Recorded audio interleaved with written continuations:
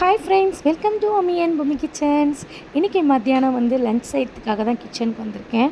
நான் கிச்சனுக்கு வந்த உடனேயே பின்னாடியே அபு எனக்கு முன்னாடி ஓடி வந்துட்டுருக்கான் பாருங்கள்.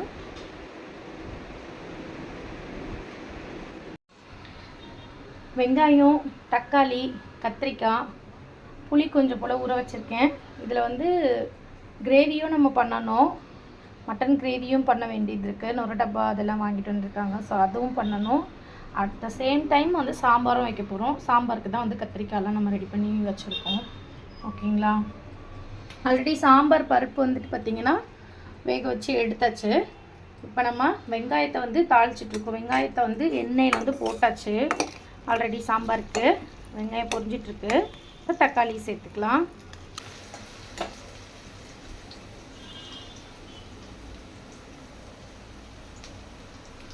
இது கூட கொஞ்சம் போல் தக்காளியை ஆட் பண்ணிக்கலாம். ரொம்ப வேண்டாம், லைட்டாக ஆட் பண்ணிக்கலாம்.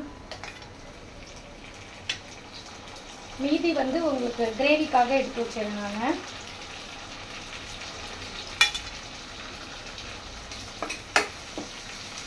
இந்த தக்காளியும் சேர்த்து இந்த வெங்காயத்தையும் சேர்த்து நல்லா வதக்கி விட்டுக்கலாம்.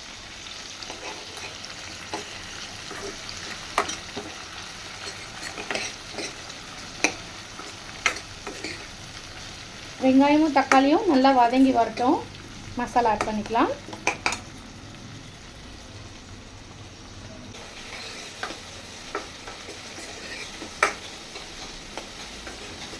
வெங்காயம் தக்காளி வெந்துட்டே இருக்கட்டும். அதுக்குள்ளே நம்ம கறி என்ன வாங்கிட்டு வந்துருக்காங்கன்னு பார்ப்போம். கொஞ்சம் தோஞ்சலும் வாங்கிட்டு வர சொல்லியிருந்தேன். தோஞ்சலும் வாங்கிட்டு வந்துருக்காங்க. அப்படியே இதில் கொட்டிடலாம்.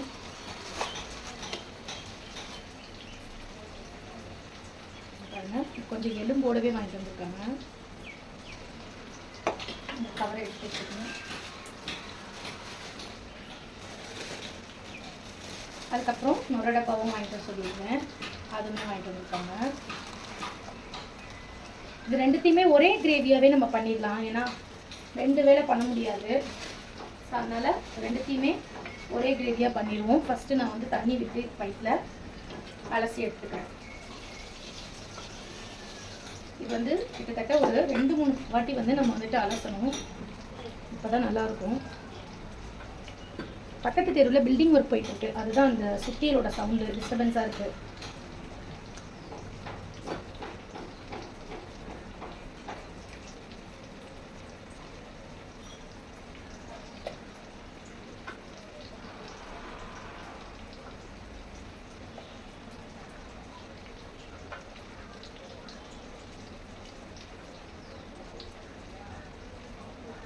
நான் இதை ஒரு 2 தடவை அலசிட்டு மஞ்சத்தூள் போட்டு வாஷ் பண்ணிவிட்டு உங்களுக்கு காட்டுறேன்.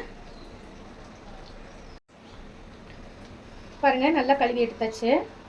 இப்போ நம்ம இது கிரேவி செய்யறதுக்கு ரெடியாக இருக்குது. ஆனால் அதுக்கு முன்னாடி நம்ம சாம்பார் செஞ்சு முடிச்சுட்டு அதுக்கப்புறம் கிரேவிக்கு போகலாம். அதனால் இங்கேயே எடுத்து வச்சுடுவோம். வெங்காயம் தக்காளி ரெண்டுமே பார்த்திங்கன்னா நல்லா வெந்து வந்துருச்சு. இப்போ இதில் நம்ம மஞ்சத்தூள் கொஞ்சம் கூட ஆட் பண்ணிக்கலாம்.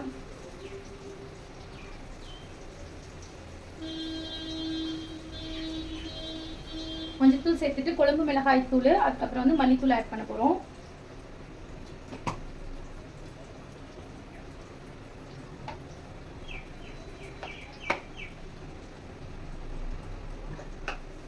குழம்பு மிளகாய் தூள் தேவையான அளவுக்கு யூஸ் பண்ணிக்கலாம். காரத்துக்கு தகுந்த மாதிரி. நீங்கள் தனி மிளகாய் தூள் தான் போட்டு பழக்கம் அப்படின்னா நீங்கள் தனி மிளகாய் தூள் கூட போட்டுக்கோங்க.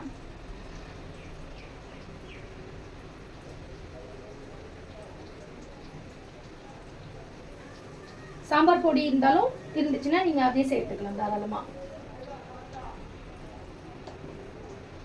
கொஞ்சம் போல சால்ட் சேர்த்துக்கலாம்.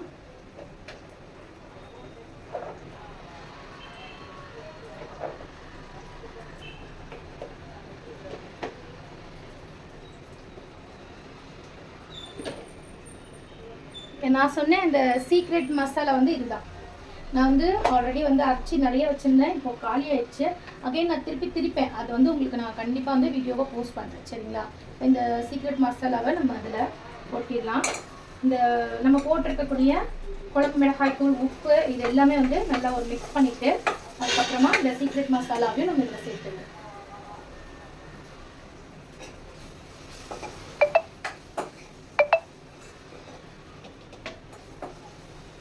இது சேர்த்ததுமே பார்த்தீங்கன்னா நல்ல ஒரு சூப்பரான ஒரு மனம் வரும், நல்லா இருக்கும் டேஸ்ட்டு.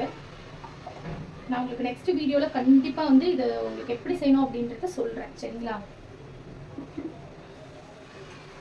சேர்த்தாச்சு. இப்போ வந்து நம்ம கத்திரிக்காய் வந்து எடுத்து வச்சிருக்கோம்ல சாம்பாரில் போடுறதுக்காக வேண்டி, அந்த கத்திரிக்காய்களை இந்த சாம்பாரில் சேர்த்துடலாம்.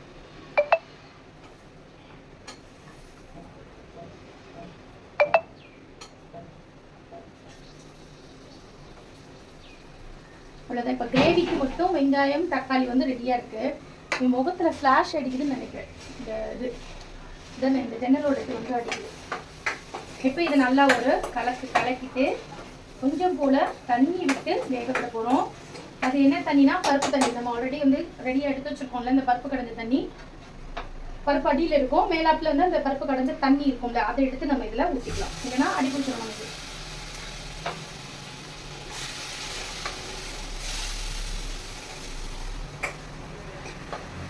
அப்போ இந்த கத்திரிக்காய் வந்து இந்த பருப்பு தண்ணியிலே வேகும்போது இன்னும் நம்ம சாப்பிட்றதுக்கு ரொம்பவே டேஸ்ட்டாக செம்மையாக இருக்கும்.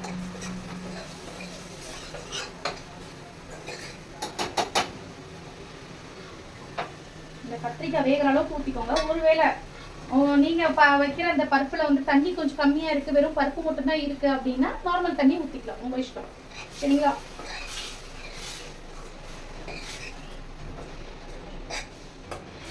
கத்திரிக்காய் வந்து நல்லா வேகட்டும்.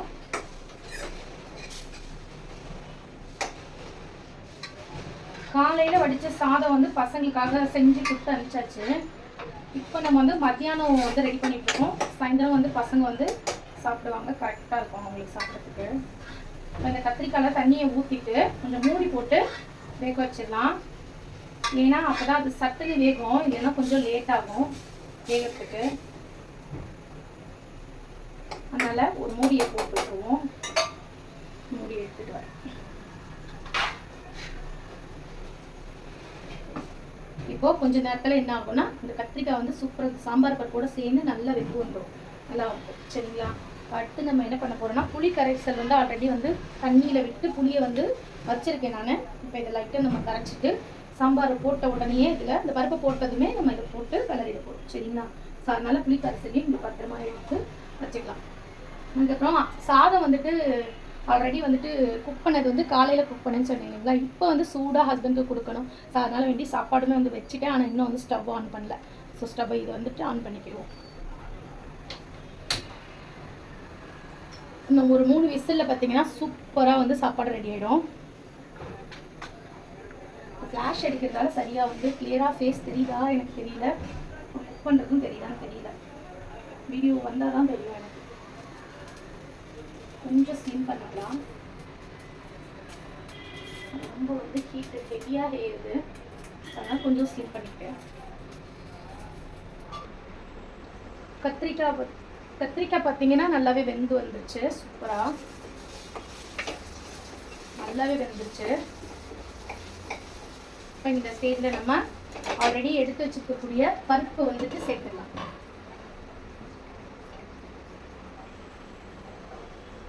பருப்பு வந்து இதில் அப்படியே ஆட் பண்ணிக்கலாம்.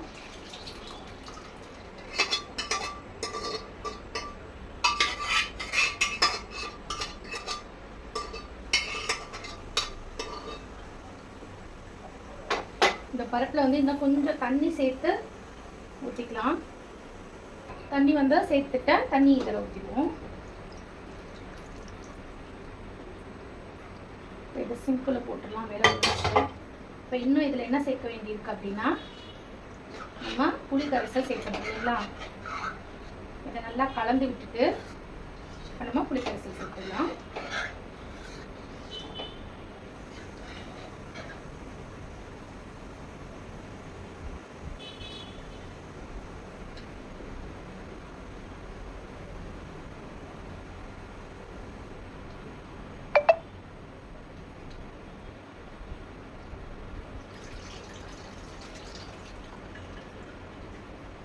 அவ்வளோதான், புளிக்கரைசலை சேர்த்தாச்சு.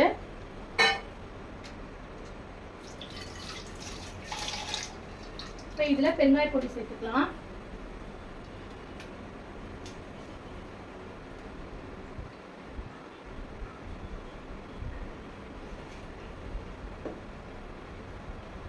அப்புறமா நம்ம வந்துட்டு இதில் வந்து சீக்ரெட்டாக இன்னும் சேர்க்க போகிறோம் அப்படின்னா ஒரு துண்டு வந்துட்டு வெல்லம் சேர்க்க போகிறோம். அப்போ இன்னும் டேஸ்ட் பார்த்தீங்கன்னா ரொம்ப சூப்பராக இருக்கும். இதுக்கும் ட்ரை பண்ணல அப்படின்னா கண்டிப்பாக ட்ரை பண்ணி பாருங்கள். சரிங்களா? ஒரு குட்டி துண்டு வெல்லம், ரொம்ப அதிகமாக வேண்டாம், ஒரே ஒரு சின்ன துண்டு வெல்லம் சேர்த்தா போதுமானது.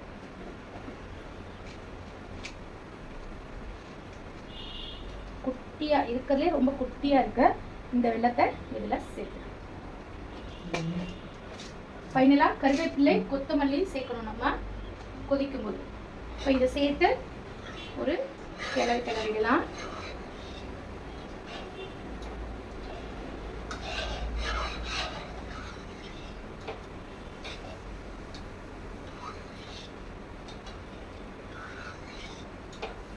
இது முடிச்சதும் நம்ம வந்துட்டு கறி கிரேவியுமே வந்துட்டு கையோட செஞ்சு எடுத்துக்கலாம். சரி, சாதம் வந்து விசில் வந்துருச்சு. ஸோ சாதம் வந்து நம்ம எடுத்து கீழே வச்சுக்கணும். சாப்பாடு எடுத்து கீழே வச்சுட்டு நம்ம வந்துட்டு கறி செய்யறதுக்கான பேன் எடுத்து மேலே வச்சுக்கலாம்.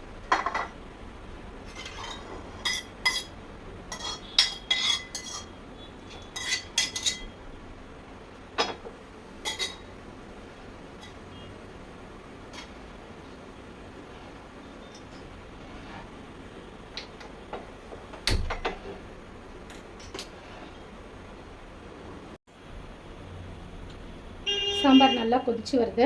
இப்போ நம்ம கொத்தமல்லி இலைகளை தூவி ஆஃப் பண்ணிட வேண்டியதான். கருவேப்பிலையும் கொஞ்சம் தூவிக்கலாம்.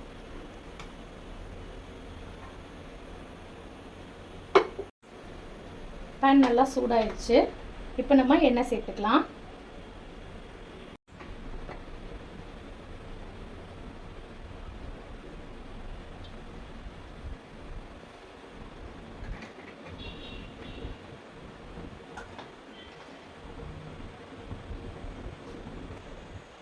எண்ணெய் நல்லா காஞ்சி வரட்டும். எண்ணெய் நல்லா காஞ்சதும் பட்டை, கிராம்பு, ஏலக்காய் இதெல்லாம் ரெண்டு சேர்த்துக்கலாம்.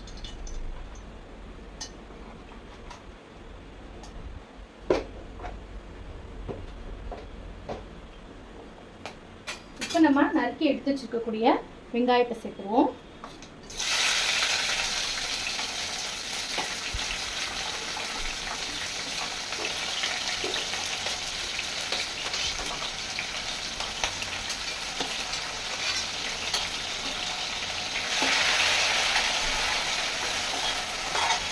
வெங்காயம் நல்லா வதங்கி வரட்டும். வெங்காயம் நல்லா பொன்னிறமாக வந்து வெந்து வந்துருச்சு. இப்போ நம்ம தக்காளி சேர்த்துக்கலாம்.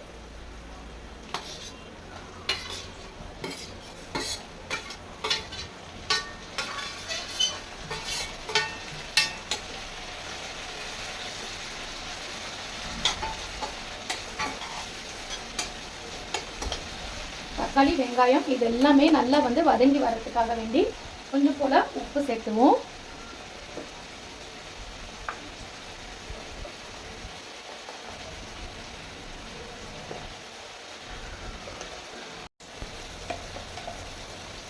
இஞ்சி பூண்டு பேஸ்ட் ஒரு 1.5 டேபிள் ஸ்பூன் அளவுக்கு நான் ஆட் பண்ணிக்கிறேன்.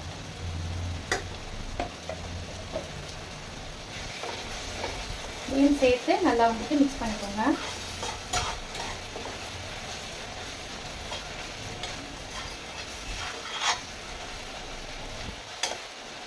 இது கொஞ்சம் நல்லா வந்து இஞ்சி பூண்டோட வாசம் வந்து உங்களுக்கு பச்சை வாசம் போய் நல்லா மனம் வந்ததும் நம்ம வந்து மசாலா வந்துட்டு ஆட் பண்ண ஆரம்பிச்சிடலாம்.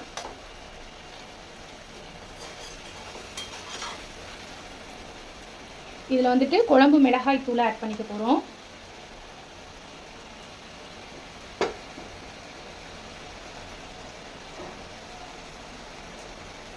இது வந்து கிரேவி மாதிரி நமக்கு வரணும் அப்படிங்கிறதால குழம்பு மிளகாய் தூள் நம்ம வந்துட்டு ஆட் பண்ணுறோம். அதுக்கப்புறமா மட்டன் இல்லையா, ஸோ அதனால மட்டன் ஃப்ளேவருக்காக வேண்டி மட்டன் மசாலா ஆட் பண்ணிக்கிறோம்.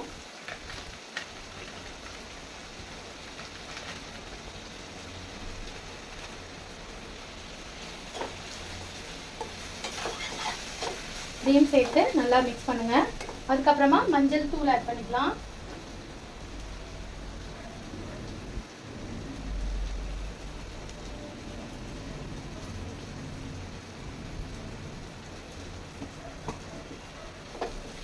இப்போ இது நல்லா திக்கான கன்சிஸ்டன்சிக்கு வந்துருச்சு. இப்போ நம்ம இதில் கொஞ்சம் போல் தண்ணி விட்டுக்கோங்க.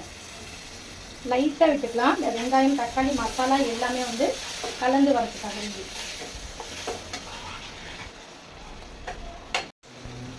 இப்போ பாருங்கள், வெங்காயம் தக்காளி நல்லா வந்துட்டு வெந்து நல்லா கிரேவி பார்த்துக்கு வந்துருச்சு. இப்போ நம்ம இந்த நொரட்டப்பாக்களையும் அப்புறம் வந்துட்டு இருக்கக்கூடிய தோஞ்சல்களையும் போட்டுக்கலாம்.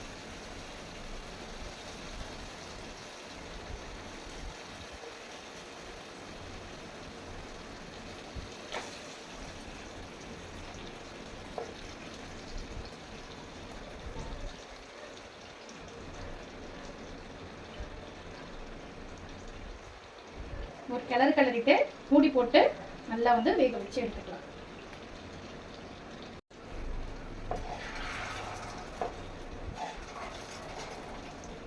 இதில் இருக்கக்கூடிய அந்த தண்ணியே போதுமானது. நம்ம வாஷ் பண்ணோம்ல, அப்போ வந்து அந்த தண்ணி இருக்குது, இதில் உங்களுக்கு செவரூட்டிலே தண்ணி இருக்குது. ஸோ அதுவே வந்து போதுமானது. எக்ஸ்ட்ரா நீங்கள் எதுவும் தண்ணி எதுவும் ஊற்ற வேண்டாம். அதுலேயே வந்து நல்லா வந்துட்டு வெந்து வந்துடும். ரொம்ப ஸ்பீடாக வைக்காமல் கொஞ்சம் மீடியம் ஃப்ளேமில் வச்சு நம்ம வந்துட்டு செஞ்சோம் அப்படின்னா கரெக்டாக வந்துடும் நமக்கு.